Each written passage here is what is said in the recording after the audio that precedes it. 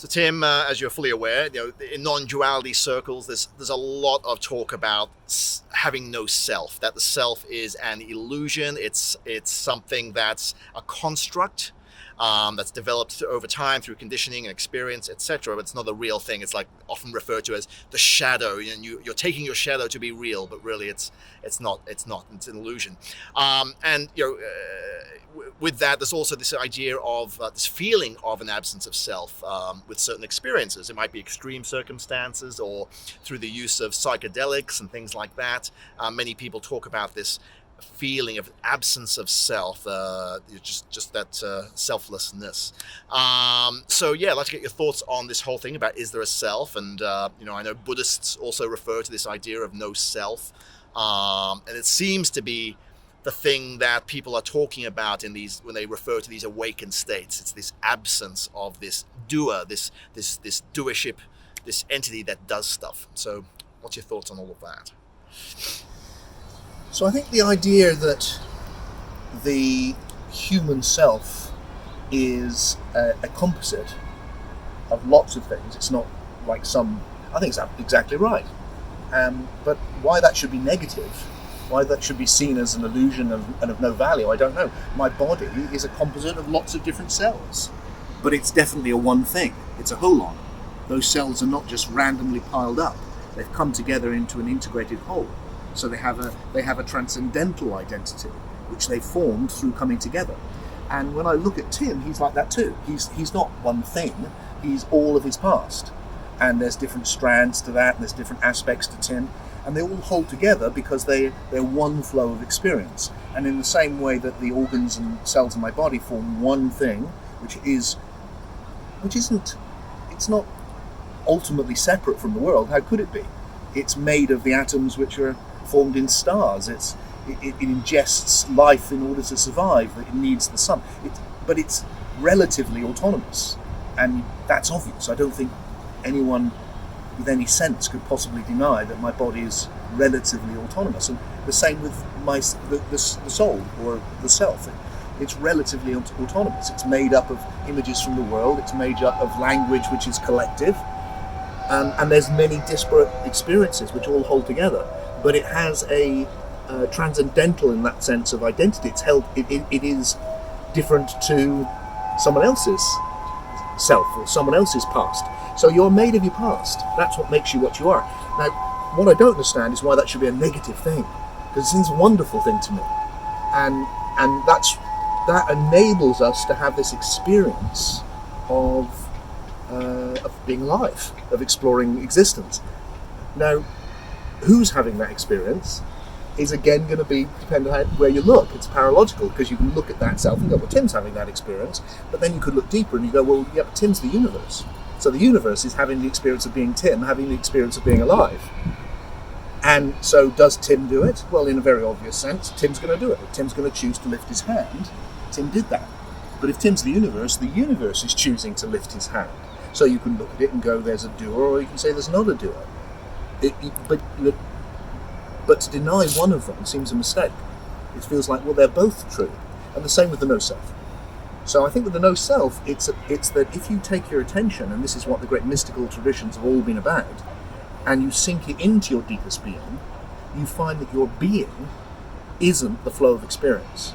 The experiencer is before, metaphysically, if you like. It's not an experience apart from the experience of being. It's a formless presence.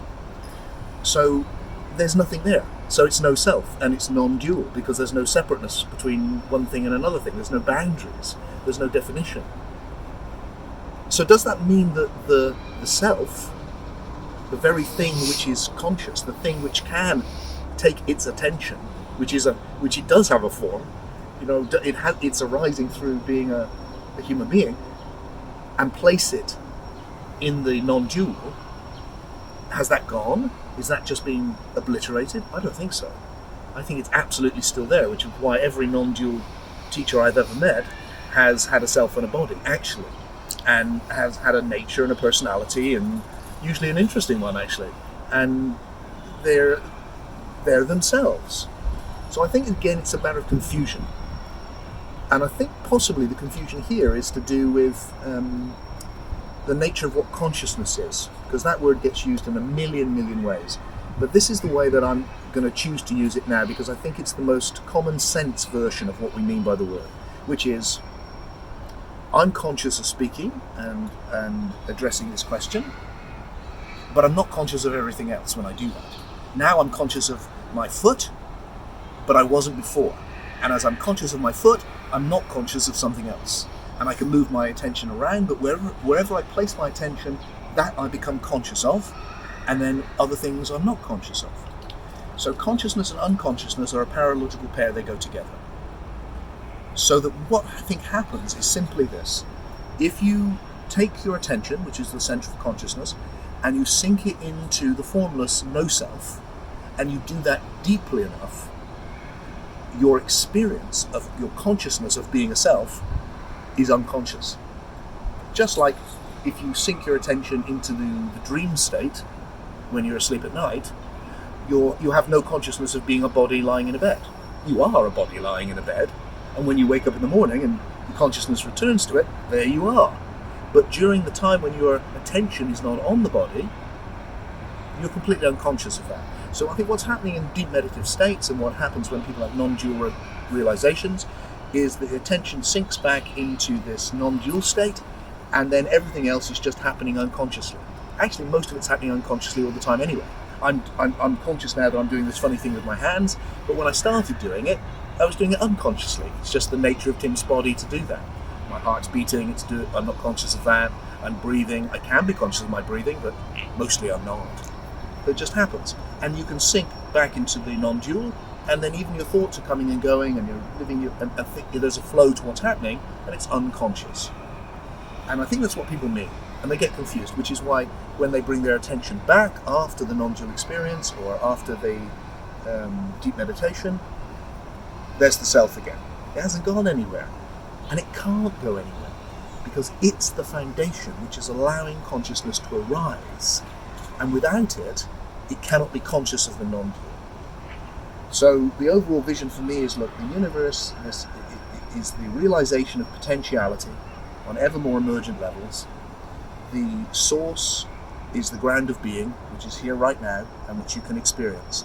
But to get us to the point where the universe can experience itself as the formless essence, it goes through the evolutionary process of coming into form.